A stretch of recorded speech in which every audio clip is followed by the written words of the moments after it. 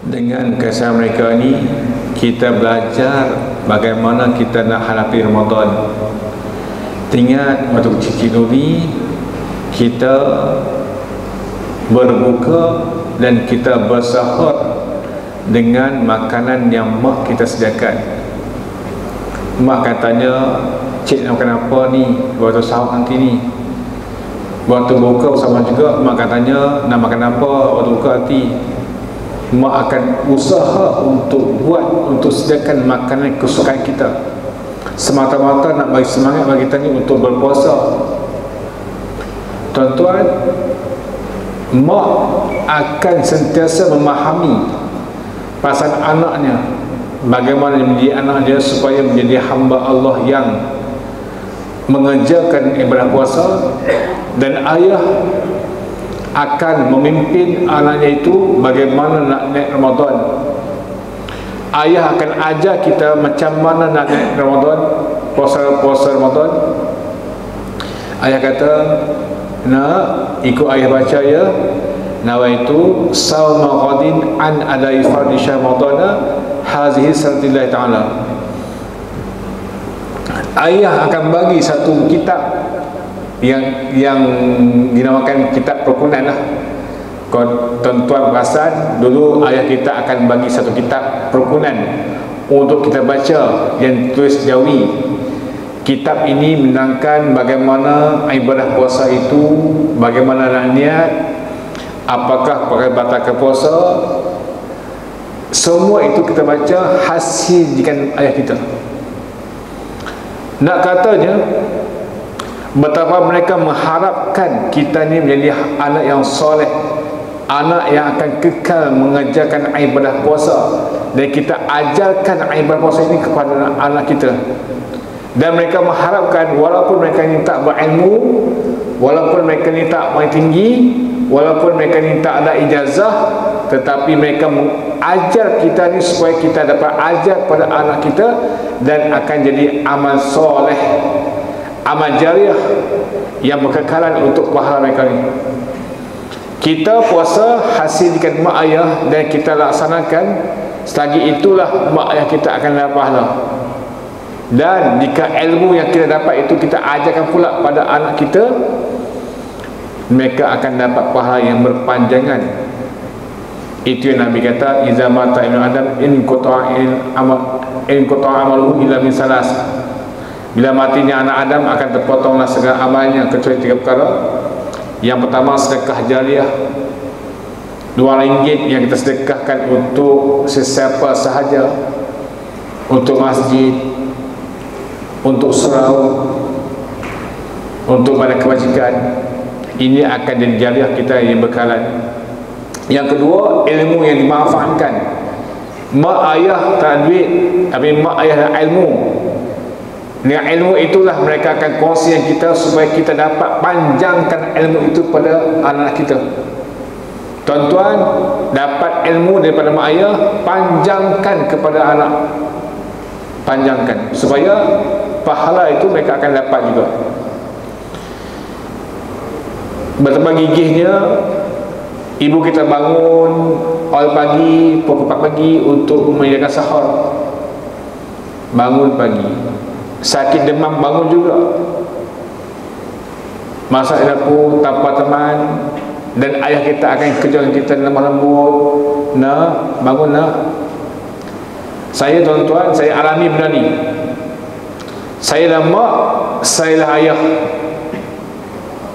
Terlepas macam tu, tahun ni macam juga.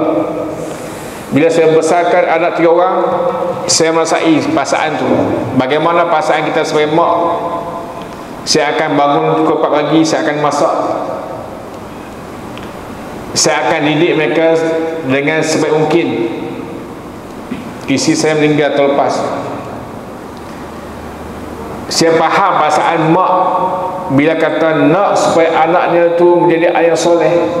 Kita target anak kita akan puasa itu, puasa. Kalau kata anak kita berjaya puasa, alhamdulillah, syukur, bagus sangat. Han dapat puasa ni, dapat puasa dengan sahur yang mak yang bapa sediakan. Itulah harapan kita. Malangnya bila sebut tentang bakti-bakti yang mak kita lakukan, sampai satu ketika si anak ini akan menerhakai mak dia, akan menerhakai ayah dia. Bila kata bergaduh pasal harta, bergaduh pasal sayang. Bapa mak bagi sayang tak sempurna, tak adil katanya. Bergaduh tak balik kampung. Kalau bergaduh pasal harta pusaka, normal, banyak. Sebenarnya saya ajar ilmu kerajaan syar'i berdepan dengan pelbagai latar belakang. Dia kata dah lama tak di kampung sebab marah dengan mak dia. Bila mak dia tak sokong dia untuk dapatkan harta pusaka bapak dia, dengan mak pun dia bergaduh, adik-beradik bergaduh. Bapa kaya dah tak balik kampung, WhatsApp pun tak balas, balik kampung pun tak sembang langsung, dengan mak tak pandang langsung. Bukan mak tak pandang, nak salam apa lagi. Tuan-tuan, syukur bagi kita yang ada mak. Syukur sebab mak lah yang punya kuasa untuk doakan kita. Kalaupun kita ada masalah dengan mak berkenaan dengan kasih sayang ke, berkenaan harta ke, kita maafkanlah kesalahan tu. Apa yang mak buat adalah hasil ijtihad dia. Mak tak pandai bab faraid ini. Apa saya kata tegurlah mak, datang saya mana mak, tunjuk mak, oh macam ni, macam ni. Tak ajarkan mak. Mak tahu kenapa kau sangka, kenapa kau tak nak sayang mak. Ramadan ni kita semua raihlah perhatian, raihlah redha mak dan ayah. Kalaupun kita jatuh sakit, bukan sebab kita tak jaga kesihatan, bukan tak jaga makan minum. Kalaupun kita menghadapi masa pekerjaan, bukan sebab kita tak cekap, bukan sebab kita tak begitu pandai menguruskan masa dan menguruskan kerja. Kalaupun kita hadapi masa kewangan, bukan sebab kita bazir, tetapi kita ada masalah kita dengan mak dan ayah kita yang tak settle. Kita ada masalah dengan mak dan ayah, Allah Ta'ala akan tunjuk cash dalam bumi ini. Cash bagi mereka yang dah lama di kampung kerana kecil hati dengan mak, kecil hati dengan ayah. Waktu boleh balik tak balik pun. No, tahun 2 tahun lepas boleh balik tak balik-balik. Khabarnya dekat 5 tahun dah tak kampung ni. Sebab kecil hati. Tuan-tuan, Allah datangkan ujian, datang musim Covid, tak mampu nak kampung, tak boleh nak bersalam, tak boleh nak suap makan, tak boleh nak peluk, tak boleh nak tengok sekali. Tok guru saya asal kampung dia akan duduk sama mak dia, tidur sama mak dia, sebab dia nak bermanja dengan mak dia. Dan itulah kelebihan guru, orang yang menyantuni mak dia yang semungkin. Tuan-tuan, bila kata datang musim Covid, kita tak mampu berkampung, kita semua berjauhan. Bagi mereka yang sedang mereka ni ada yang dah setahun tak berkampung, hanya bercakap mak dengan telefon saja, voice call, telefon saja atau video call. Kau kat kampung tak ada line, tak ada apalah nak video call. Yang di bandar, alhamdulillah. Ya. Jadi bagaimana kita nak meraih keridaan Allah mak ayah ni? Yang pertama, saya nasihatkan tuan-tuan, sekiranya tuan-tuan ada rasa hati dengan mak dan ayah, maafkan mereka. Maafkan mereka. Maafkan mereka dan maafkan kita ni. Berlapang dada. Kalau pun nak ungkit pasal harta-harta lama-lama lu, mak makan seorang ke, itu hak mak. Maafkan dia. Dia tahu. Sebab mak kita berijtihad ambil keputusan tu berdasarkan ilmu yang dia ada. Yang kedua tuan-tuan, ambil kesempatan ni untuk telefon dia, cakap nama mak, saya mak, saya hidup mak, saya nak jaga mak. Pernah tak tuan-tuan telefon cakap macam tu? Ataupun pernah tak tuan-tuan tanya, mak, adakah saya anak yang soleh? Tanya tu, tanya, mak, saya nak soleh ke? Kalau tuan-tuan dapat dari kampung, tanya soal tu. Saya tanya dah. Sebab apa? Kita nak pengiktirafan anak soleh tu daripada mak sendiri, bukan daripada orang lain. Kita nak biar mak yang iktiraf kita sebagai anak soleh. Sebab apa? Bila kata kita anak yang soleh, doa kita akan dimakbul oleh Allah Ta'ala. Yang tiga golongan ni, yang pertama orang yang sedekah jariah, yang kedua ilmu yang dimanfaatkan, yang tiga anak soleh yang mendoakan dia. Kita takut kita nampak macam soleh dah, rupanya doa kita untuk mak ayah tak sampai, sebab kita tak bukan anak soleh. Macam mana yang soleh? Anak yang sentiasa menggembirakan mak, ia akan sentiasa menyantuni mak. Mudah je tuan-tuan. Bila api air sama ya, pernah tak terfikir tak kita nak bayar duit api air? Pernah tak ambil bila api air kat rumah tu, ambil snap, ambil nombor dia, kemudian kita bayar setiap bulan? Bukan banyak pun, lebih kurang bil air RM2, bil api RM30, RM50. Apa sahnya kita bayar online daripada orang tua tu duk pergi batu panjang kat dia pos nak bayar. Lepas bayar ni pula, mak, saya dah bayar dah ni mak punya bil air, bil api ni. Mak pun okey, tak apa, terima kasih nak. Mak akan doakan kita. Bila mak doakan kita, ya Allah Tuhanku, kau kasihanlah anak aku ya Allah, kau pelihara ya Allah, kau pemudahkan urusan ya Allah, insya-Allah hidup kita akan mudah. Tak payah pun kita nak bagi duit setiap bulan, payah. Nak bagi duit setiap bulan, mungkin kita kata bukan kurang pun RM100, RM200, kita buat kira-kira bajet hilang habis.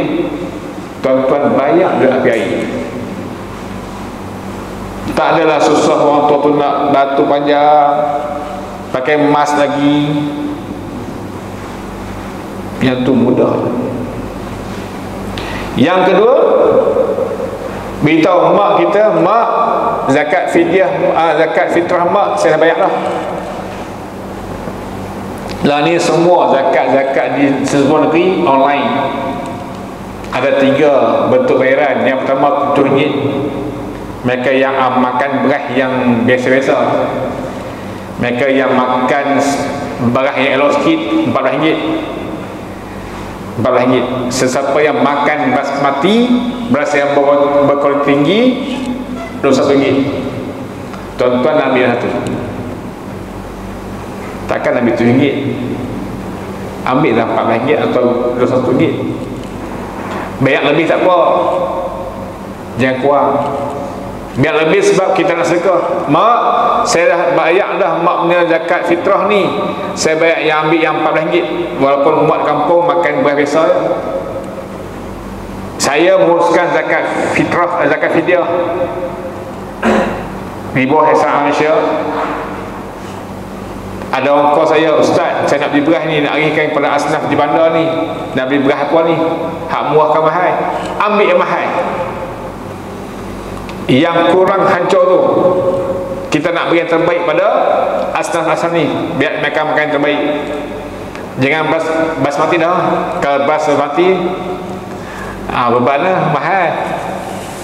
Saya kata ambil beras yang berkualiti tinggi. untuk kita agihkan kepada asnaf yang ada di bandar ni. Nah, itu zakat fitrah. Waktu kecil kan mak buat. Kita zakat fitrah tu kampung kan, dia akan sediakan satu gantang beras, dia akan susun. Kalau adik-adik 7 orang, susun 1, 2, 3, 4, 5, 6, 7 beg kan zakat fitrah kan, beras. Malam ni dia akan pergi bagi mak imam. Hak mak kita dia akan bagi pada ustazah. Anak sulung dia akan ambil buat pimah untuk mudim. Anak bodoh dia akan ambil pergi rumah ustaz. Macam tu. Saya ingat lagi ayah saya buat itulah. Setiap beras tu dia ada pemilik dia yang berhak untuk terima. Kan mak kita buat itu. Apa sahaja kita pada hari ini kita ada di bandar, kita bayar zakat fitrah untuk mak dan ayah online je. Nak bayar di mana? Di Kedah. Nak bayar di Kedah, online Kedah. Itu yang saya buat untuk mak dan anak saya. Tuan-tuan yang bertuan sekalian, bukan susah untuk meraih perhatian dan keadaan mak ayah ni. Mereka lah tempat untuk kita mohon doa. Yang ketiga, saya syorkan tuan-tuan dan saya sendiri supaya kita mintalah supaya mak dan ayah kita ni doakan kita, sebab doa mereka ni tiada hijab. Bila kita kongsi masalah apa sahaja kita kongsi dengan mak, insya-Allah mak akan doakan kita. Biar mak tahu kenapa kita makin hari makin hidup, makin tua, makin besar, kita tak kongsi masalah dengan mak. Semata-mata untuk tak nak rusingkan mak, tak nak sedihkan mak dengan masalah terapi. Silap. Kita kongsi itu sebagai nak minta mak doakan kita. Nah, mak doakan kita. Mak akan sentiasa akan sedekat kita ni sebab kita banyak kongsi cerita dengan dia. Banyak kongsi cerita. Bila kata kita tak kongsi cerita, makin lama mak rasa makin jauh. Makin jauh. Saya alhamdulillah dapat balik 8 bulan duduk sekali mak saya. Saya akan ajak mak untuk solat bersama. Balik kampung payah.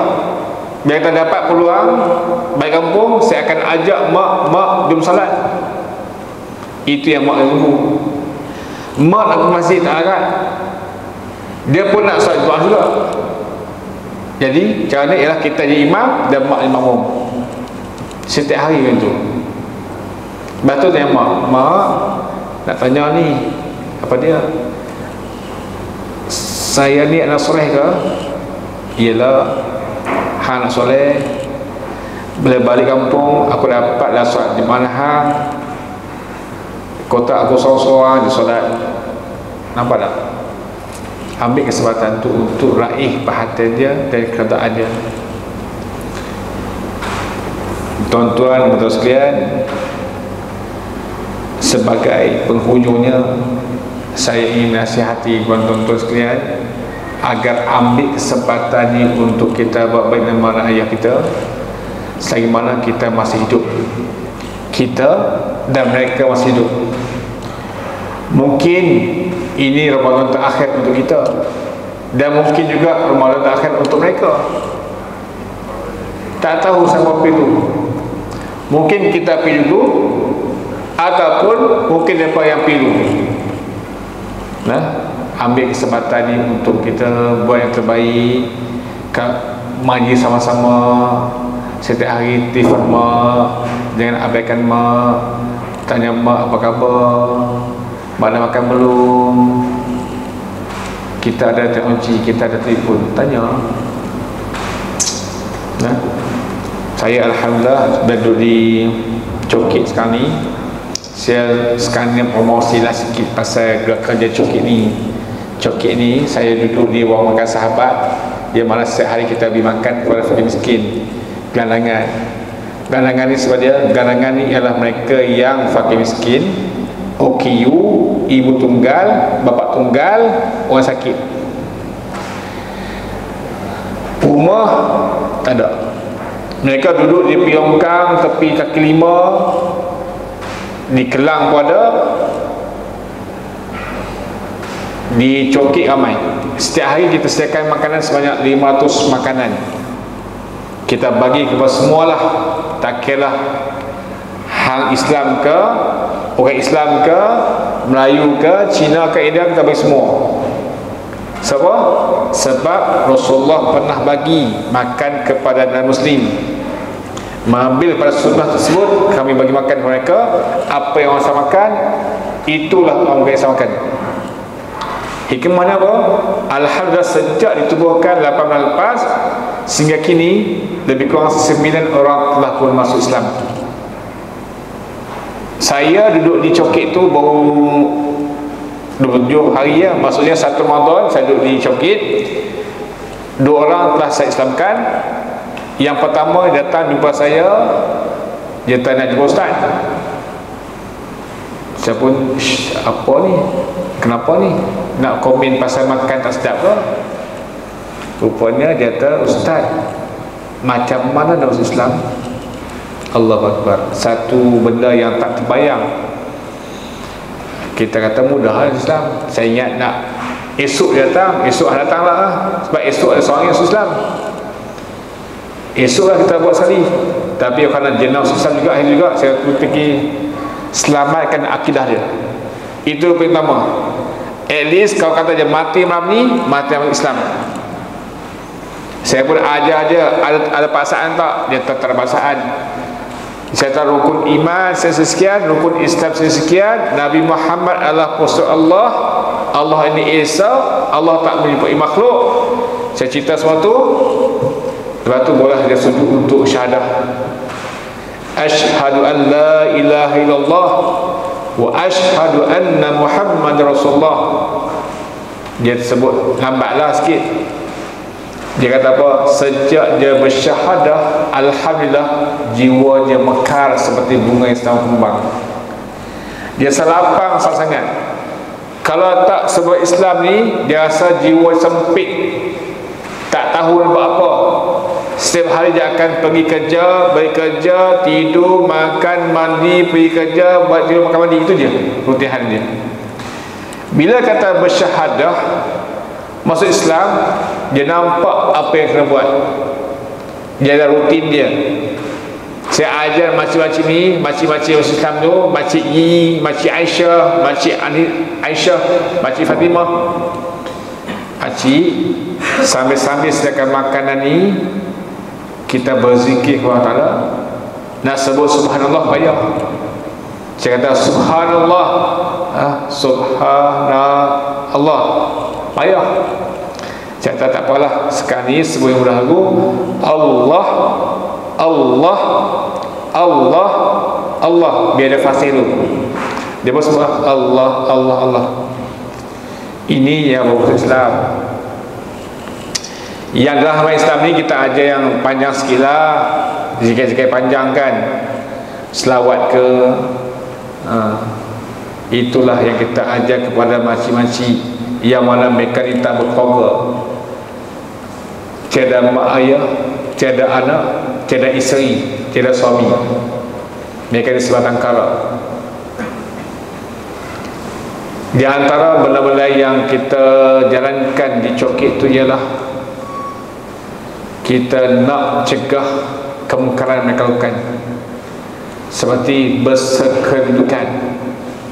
Ramai yang hamil Islam ni duduk satu rumah laki perempuan semata-mata untuk kurangkan kos penginapan. Sewa rumah 800, kalau duduk orang 400, jimat lah. Bayangkan tuan, laki perempuan duduk serumah. Allah Akbar, tak pandai fikir.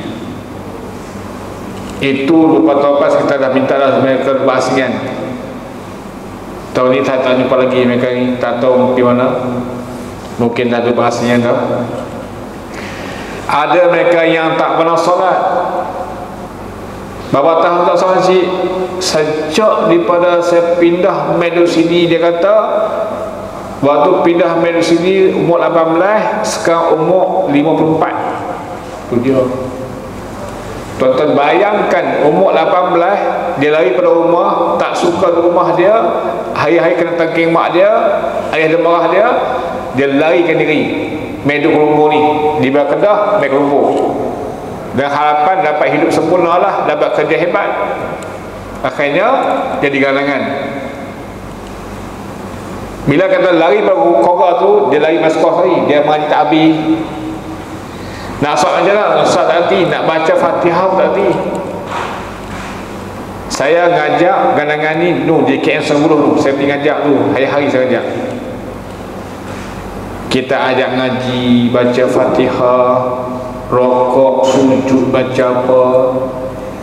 Dia berkata inilah yang dapat kembali solat. Alhamdulillah makcik ni beserta dengan beberapa orang lagi dipilih untuk pergi Mekah, percuma ditaja oleh syarikat travel. Banyak sejarah hitam mereka ni. Biar saya lihat kebanyakan mereka ni adalah mereka yang telah menepikan Qadar, yang tak jaga mak ayah, yang fikir mereka boleh cari kerjaan yang baik, dapat hidup lebih baik.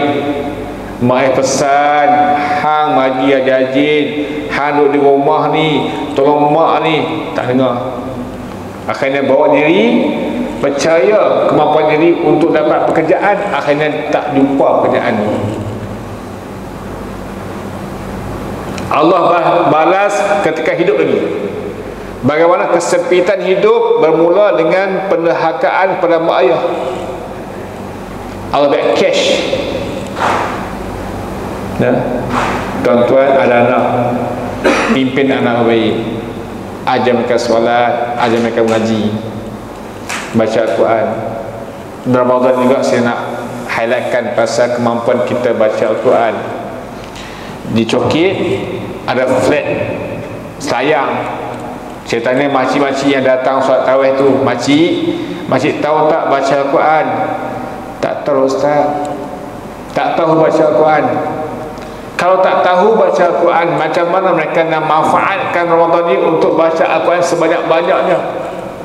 Tak boleh. Nak sebut kataan Al-Quran pun tak erti, huruf pun tak pandai. Saya pernah ngajak satu orang suami kepada artis, bukan ngajak tu ayat panjang-panjang, alif bata je. Alif bata pun dia tak dapat bezakan di antara huruf fa dan huruf qaf. Tak dapat bezakan huruf ain dan ghain. 5 bulan saya ajak mereka tak boleh. Isteri dia boleh, yang suami ni Allahu Akbar. Kalau alif bata pun tak pandai, macam mana nak baca Fatihah? Sebab tu saya pernah jumpa yang bekerja kilang. Saya buat khusus waktu tu, khusus di bawah JIS, khusus pematang ibadah. Pekerja kilang di Shah Alam, bawa mereka ni pergi khusus di Jannah Baik. Kerana ibadah kita tekankan bab solat. Okey, bab solat yang paling utama ialah bacaan Fatihah. Saya kata, bang, baca surah Fatihah sikit, saya dengar ni. Dia bangun, bukan lalu, abang dah lama kerja. Lama dah kerja, dah pencen lah. Oh, mesti banyak harta ni. Harta banyak, isi banyak tak? Isi 2 orang. Oh, dahsyat. Ada orang baca Fatihah. Baca siratal ladzina an'amta 'alaihim. Apa bang? Siratal ladzina an'amta 'alaihim. Sudah. Saya kata bang, salah bang. Ulang lagi ya. Baca sama juga. Tak boleh ubah lah. Saya kata siratal ladzina an'amta 'alaihim. Tak boleh, dia ngam-ngam juga. Allahu Akbar. Kalau bacaan dia macam tu, macam mana di imam di rumah? Tak mampu imam. Lepas tu saya minta tuan-tuan sekalian, saya sendiri cek bacaan anak kita ni, biar bab Fatihah ni settle ketika sondah ni. Isi kita pun cek betul. Nampak macam okey, Pernah tak selain hidup kita ni berkahwin ni kita dengar bacaan Fatihah dia? Balik rumah cek dulu bacaan Fatihah. Takut salah. Takut salah. Pastikan bacaan Fatihah dia betul, sebab dia dalam solat ini ada 4 tempat yang pastikan tepat. Selain Fatihah, takbir Allahu Akbar, sebutan takbir itu betul. Kemudian tahiyat, terutamanya asyhadu an la ilaha illallah wa asyhadu anna Muhammad Rasulullah, kalau betul. Kemudian yang akhir ini ialah ketika kita habis salam, Assalamualaikum warahmatullahi, Assalamualaikum warahmatullahi. Allah sebut Assalamualaikum warahmatullahi, Assalamualaikum warahmatullahi. Salah, sebab dia tak ada Assalam. Nak cek lah. Itu di antara rukun-rukun kauli. Sembahyang ada 3 jenis rukun utama, iaitu rukun kauli, rukun fi'li dan rukun qalbi. Kita mak ayah kena cek ketiga ni tahan kita ni. Itulah malam ni saya tekankan berkenaan dengan mencari keadaan mak ayah pasca Ramadan ni, sebab kita semua nak jadi anak yang baik, dan kita nak muliakan mak ayah kita ni agar kita semua menjadi hamba yang bertakwa. Kemuncak pada puasa ialah la'allakum tattaqun, semoga-moga kamu bertakwa. Kalau kata kehidupan kita sama seperti sebelum puasa, tak berubah banyak, makin teruk, puasa kita tak guna. Puasa kita hanya sekadar 8 dahaga saja. Andai kata puasa kita ni mendatangkan impak yang baik, kita dapat jaga percakapan, kita dapat jaga perbuatan, dapat jaga perut, dapat jaga mata, jaga mulut, okey, alhamdulillah. Itulah yang Allah kata, Nabi kata apa? Man shoma ramadhana imanan wa ihtisaban ghufira lahu ma taqaddama min dhanbi. Sesiapa yang berpuasa Ramadan dengan penuh keimanan, percaya kepada Allah Taala, Allah Taala melihat apa yang kita buat, wa ihtisaban, dan mengharapkan pahala, ghufira lahu ma taqaddama min dhanbi, Allah Taala akan ampunkan dosa-dosanya yang terlalu. Maksudnya ketika dalam bujang ni, zaman kita muda-muda ni, zaman kita masa umur 30-an, 40-an, Allah Ta'ala akan ampunkan dosa kita. Puasa saja Allah ampunkan dosa. Datangkan pula malam itu qadar. Malam ni malam 7. Kebanyakan negara Arab akan meletakkan malam 7 Ramadan ni adalah malam yang qadar. Maka malam ini kita perbanyakkan ibadah kita. Kita ada salat Isya, ada salat tarawih, dan kita malam kita baca Al-Quran sebanyak-banyaknya, dan kita berjaga malam bangun pukul 3 pagi. Saya duk kaji, di antara asbab mereka yang panjang umur, kebanyakannya umur 120, 100, mereka akan bangun pukul 3 pagi, mandi dan solat sunat taubat, solat sunat hajat, solat sunat tahajud dan witir. Kalau dah berwitir, dah wadah. Lepas subuh mereka akan berzikir. Orang yang pertama ni yang berumur 100 tahun ni, dia akan berzikir sebanyak 2000 kali lepas subuh. Zikir apa? La ilaha illallah, la ilaha illallah, la ilaha illallah, sebanyak 2000 kali. Lepas solat subuh, Zuhur, Asar, Maghrib, Isyak. Kalau kita setiap solat tu 20 kali, satu hari 10,000. Bagi seorang pakcik ni yang berumur 120 tahun ni, dah meninggal dah. Ini cucu dia cerita saya, seorang pembawa jenazah. Dia kata tok dia ketika nak mati, dia dah beritahu dah, kata sat lagi ni lepas maghrib aku akan mati, hampa yang tunggu akulah. Hang Samad, hang pi azan, hang ada suami balik. pesan dia. Dia berazam nak mati pada hari Jumaat lepas buka puasa bulan Ramadan.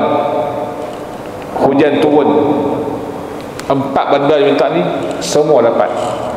Cucu dia cerita, cucu dia cerita apa amalan dia. Amalan dia ialah bangun pukul 3 pagi, dia akan beribadah, dan selepas subuh dia akan berzikir la ilaha illallah sebanyak 200 kali. Yang tadi ni 2000, ini 200 saja. Tuan-tuan, kalau kata nak sebegitu, amalkan. Ini adalah jalan orang yang pernah melalui buat kebaikan. Memang umur kita ni adalah urusan Allah. Allah Ta'ala berhak untuk memanjangkan usia kita dan memendekkan usia kita. Ada seorang lelaki yang datang zaman Nabi Ibrahim, datang jumpa Ibrahim. Lepas datang jumpa tu, datang pula malaikat maut. Datang tanya kepada Nabi Ibrahim, wahai Ibrahim, siapakah murid itu? Oh, yang tu dialah anak muridku dan dia sahabat aku. Kenapa dia datang? Oh, dia datang sebab dia nak maklumkan esok dia ada walimah, dia nak kahwin. Lepas tu mereka kata, sekesian, sebab besok dia akan meninggal. Besok dia akan meninggal. Lebih baik engkau maklum kepada dia supaya awalkan majlis perkahwinan tu, supaya dia mati keadaan dia dah berkahwin. Nabi Ibrahim kata, tak apalah, dia akan beritahu lah. Nabi Ibrahim teragak-agak nak beritahu ke tak beritahu. Akhirnya tak beritahu.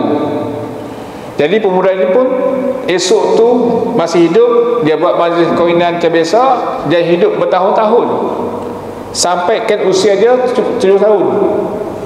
Nabi Ibrahim kata, dulu malaikat maut kata dia akan mati pada hari pertama perkahwinan. Kenapa masih hidup?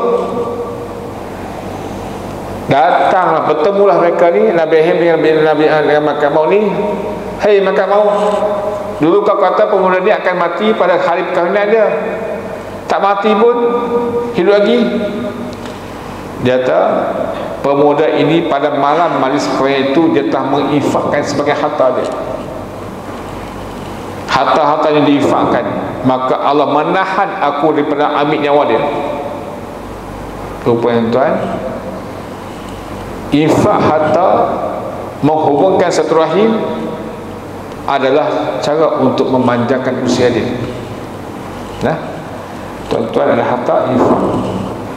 Ada senamara, balik rumah, jumpa, hubungkan satu rahim.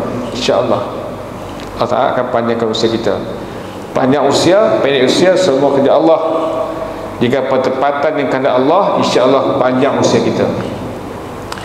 Sekian dulu untuk kali ini. Kita jumpa lagi InsyaAllah.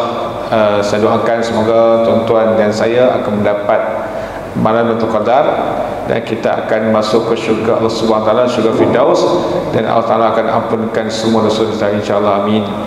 Sekian dulu untuk kali ini. Wabillahi taufiq hidayah. Assalamualaikum warahmatullahi wabarakatuh.